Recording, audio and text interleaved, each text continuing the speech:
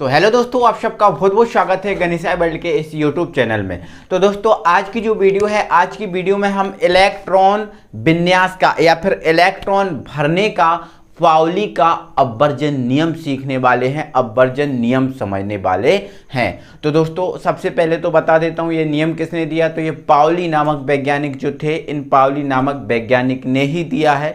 ये इलेक्ट्रॉन भरने से संबंधित है और इलेक्ट्रॉन भरने से संबंधित ये मोस्टली है क्वांटम संख्याओं पर डिपेंड। किस पर डिपेंड है मेरे भाई? क्वांटम संख्याओं पर डिपेंड।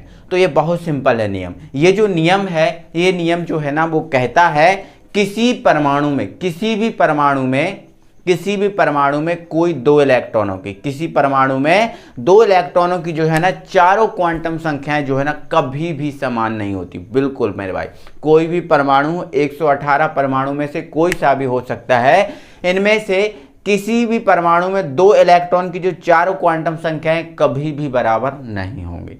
एक इलेक्ट्रॉन की चारों क्वांटम संख्या बराबर हो सकती है, बट दो इलेक्ट्रॉनों की चारों क्वांटम संख्या बराबर कभी भी नहीं हो सकती। ये पाउली का अपवर्जन नियम जो है ना कहता है, बोलता है। ठीक है, तो आइए दोस्तों फिर इसको हम जानते हैं कैसे क्या होता है। ठीक है, तो आइए हमारे पास दोस्तों एक एग्जाम्पल है, हमारे पास एक एग्जाम्पल है 1s² के लिए। हम 1s² के लिए चेक करते हैं क्या दो इलेक्ट्रॉन की चारों क्वांटम संख्या बराबर हो सकती हैं या नहीं। तो देखो दोस्तों हमारे पास ये 1s² और आपको पता है s जो है ना, s का जो कक्षक है वो आपका कुछ ऐसा बनता है। s में आपको पता है एक ही कक्षक होता है और s में कितने इलेक्ट्रॉन भरे जाते हैं? दो। तो एक इलेक्ट्रॉन ऊपर की ओर होता है और एक इलेक्ट्रॉन होता है नीचे की ओर। जानते हो क्या? एक इलेक्ट्रॉन ऊपर की ओर, एक इलेक्ट्रॉन होता है नीचे की ओर। तो ये 1s² का हमने कक्षक बना लिया और इस कक्षक में जो दो इलेक्ट्रॉन भरे हैं, एक ऊपर की ओर और एक नीचे की ओर, इन दोनों इलेक्ट्रॉन की हम चारों क्वांटम संख्या निकाल के देखते हैं क्या समान आती हैं या नहीं आती। ठीक है, तो हम पहले इलेक्ट्रॉन के लिए बात करेंगे। ठीक है, पहले इलेक्ट्रॉन के लिए बात करेंगे। ठीक है, तो क्वांटम संख्या आपको पता है कितनी होती है मेरे भाई? चार होती है। एक n होती है, दूसरी l होती है, m होती है और ये होती है s। क्वांटम संख्याएं कितनी होती है? चार। हमें पता है n जो है ना वो कक्षा के बारे में बताता है, s जो है उपकोष के बारे में बताता है और m जो है ना कक्षक के बारे में बताता है और s जो है ना चक्रण के बारे में बताता है। क्वांटम संख्याएं हम बहुत अच्छे से जान चुके हैं, सीख चुके हैं। ठीक है, फिर भी अगर आपने नहीं देखे, आप वीडियो पर पहली बार आए हैं, नहीं देखे, तो वीडियो के डिस्क्रिप्शन में सभी क्वांटम संख्याएं से संबंधित जो भी नियम है वो सब कुछ दिया है।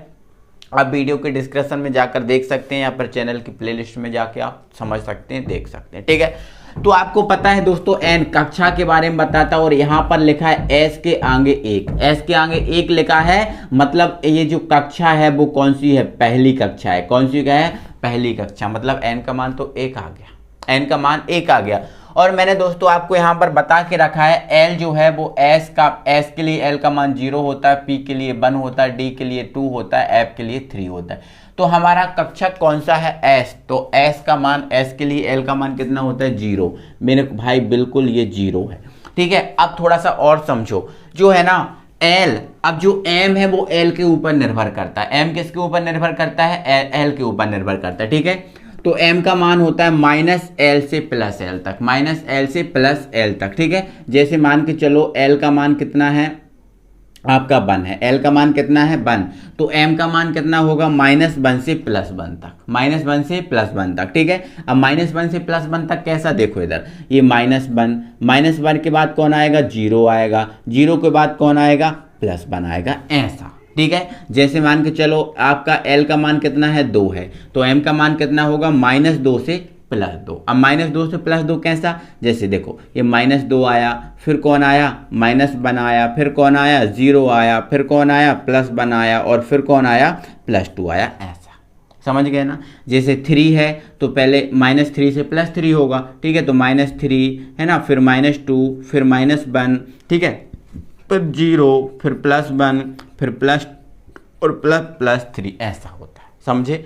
तो आपको इस चीज़ को ध्यान रखना है, जो m है वो m l के ऊपर निर्भर करता है और -l से +l तक होता है, जो मैंने आपको तो आप समझे कि ध्यान रखना कि जब ऊपर की ओर इलेक्ट्रॉन होगा, है ना, तो इसका मान +1/2 होता है और नीचे की ओर होता है तो -1/2। तो हमारा पहला इलेक्ट्रॉन है जो ऊपर की ओर है, इसलिए इसकी वैल्यू जो हो जाएगी वो हो जाएगी +1/2।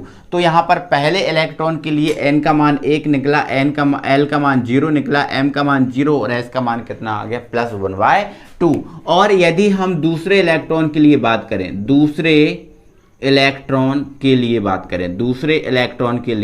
बात करें तो मेरे भाई n का मान तो एक ही होगा, बिल्कुल सेम होगा क्योंकि पहली कक्षा है, ठीक है। चलो l का मान कितना होगा, s है तो s के लिए आपका 0 ही होता है, बिल्कुल सेम है। अब s का मान 0 है तो l का मान 0 है तो m का भी अपने आप क्या हो जाएगा, 0 हो जाएगा। बट मेरे भाई जो s है वो इलेक्ट्रॉन दूसरा है, नीचे की ओर है, इसलिए इसके कारण इसका हो जाएगा -1/2। देखो आप देखो, 3 क्वांटम संख्याएं तो समान मिल गई, बट चौथी जो क्वांटम संख्या है वो आपको अलग मिल चुकी है, तो इसी प्रकार से दोस्तों मेरे भाई कहना मेरा यह है, किसी भी परमाणु में 2 इलेक्ट्रॉन की चारों क्वांटम संख्याएं कभी भी जो समान जो है ना वो नहीं हो सकती, ये विशेष तौर से याद रखना। यही बात हमने अभी एक कक्षक के लिए जानी थी। अब हमने अलग अलग कक्षक ले लिए और अलग अलग कक्षक के लिए भी हम ये चेक कर लेते हैं क्या ऐसा इसमें हो सकता है या नहीं, ठीक है। तो चेक करो, यहाँ पर हम बात करते हैं सबसे पहले 1s1 के लिए, तो ठीक है। सबसे पहले 1s जो 1 है उसको आप बना लीजिए, तो ऐसे ही बनता है। s में भी कितना इलेक्ट्रॉन है, 1, तो जो आपका होगा ऊपर की ओर। ओके, चलो तो यहाँ पर हम देखें दोस्तों n, तो s के आगे क्या लगा है, 1, मतलब पहली कक्षा होगी, सिंपल बात है, n = 1 आ गया।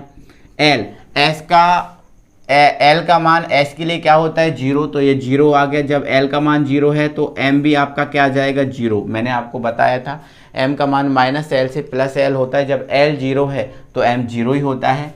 बट s = आपका दोस्तों आएगा +1/2, क्यों, क्योंकि जब ऊपर की ओर इलेक्ट्रॉन होता है तो +1/2 आता है, तो ये आ गया।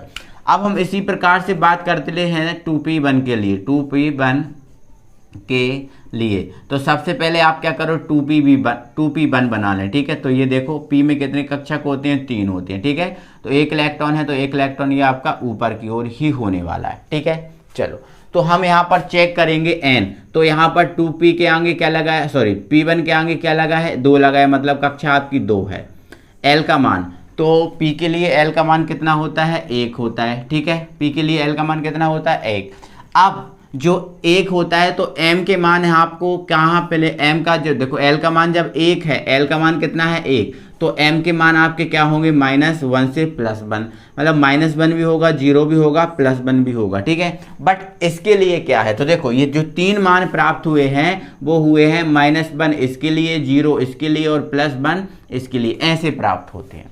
तो हमारा इलेक्ट्रॉन कौन सा है, इस कक्षक में, और इस कक्षक के लिए जो m का मान कितना है, -1 है, तो ये आपका m का मान कितना आ जाएगा, -1। अगर आपने क्वांटम संख्याएं समझी हैं तो इसमें कोई प्रॉब्लम आपको नहीं होगी, ठीक है। चलो s की बात करें तो s का मान, इलेक्ट्रॉन ऊपर की ओर है तो +1/2। इस प्रकार से कहना है इस सिद्धांत का, किसी भी परमाणु में 2 इलेक्ट्रॉन की चारों क्वांटम संख्याएं कभी भी समान नहीं हो सकती। ये जो सिद्धांत है वो सही कह रहा है, कोई दिक्कत नहीं है, और हमने ये प्रूव भी किया है, हमने सॉल्व भी किया है। तो आई होप आप समझ गए होंगे, दिक्कत नहीं होगी किसी प्रकार की।